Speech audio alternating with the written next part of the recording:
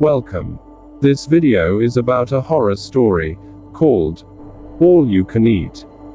I hope you enjoy it.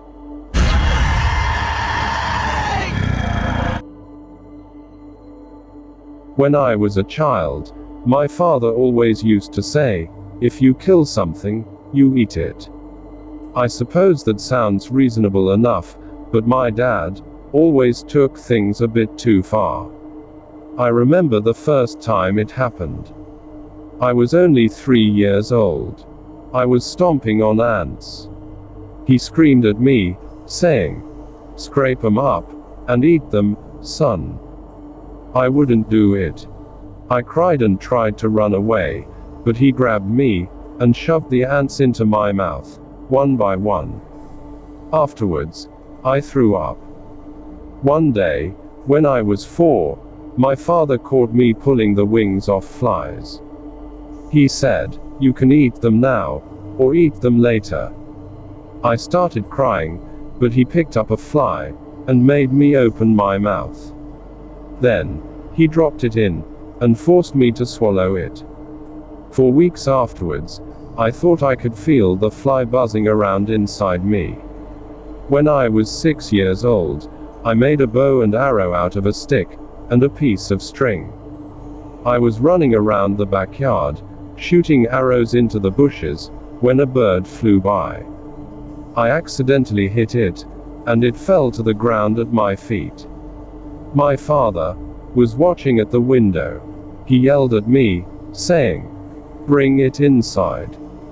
My dad made me watch, as he plucked off all the feathers, cleaned the bird, and gutted it. Then, he tossed it in a pot of boiling water. When it was cooked, he put it on a plate, and set it down in front of me. It looked like a tiny little chicken. He ordered me, saying, "Now eat it." Tears rolled down my cheeks. My father stood over me, and made sure I ate the whole thing. My dad wasn't all that bad. He bought me a puppy for my 8th birthday. A few months later, he decided to teach me how to drive a car. As we were backing out of the driveway, I heard a crunch and hit the brakes. We got out of the car, and when I saw my beloved pet dog squashed under one of the rear wheels, I fell to my knees and burst into tears. My dad said, "You know the rules." I started shaking my head and crying, saying to him, "No, Dad, please, I can't do that." My dad picked up the dead dog, but I took off running into the fields. I spent the next 2 days and nights sleeping rough in the woods. I was cold and hungry, but I didn't want to go home. On the 3rd night, I waited until it was late, and all the lights were out. Then, I climbed in the kitchen window, as quietly as possible, and looked in the fridge. All of a sudden, I heard my father's voice, coming from the darkness. He said, "Your dinner's on the table." He flicked on the lights, and nodded to a big platter on the table.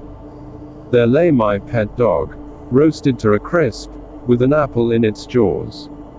I tried to run, but he grabbed me by the scruff of the neck, and pushed me down on a chair.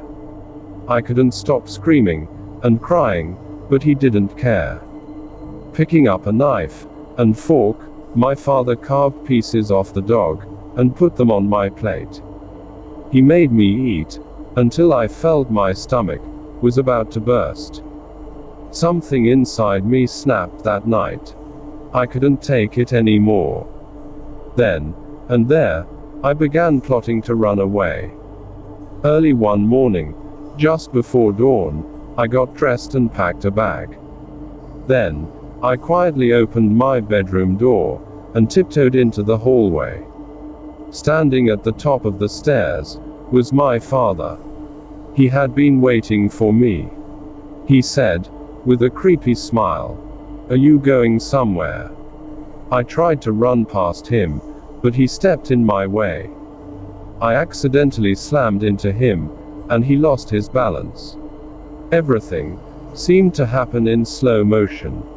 I watched my father fall backwards, and I reached out to grab him, but I missed. He tumbled down the stairs, hitting every step on the way down, and landed at the bottom with a dull thud. I ran down the stairs to try and help him, but it was useless. His neck was twisted at an odd angle, and his dead eyes stared up at me. I started crying uncontrollably. I was still crying as I switched on the oven and went out to the shed to fetch the axe. Thank you for watching. I hope you liked this horror story. See you in a new horror stories.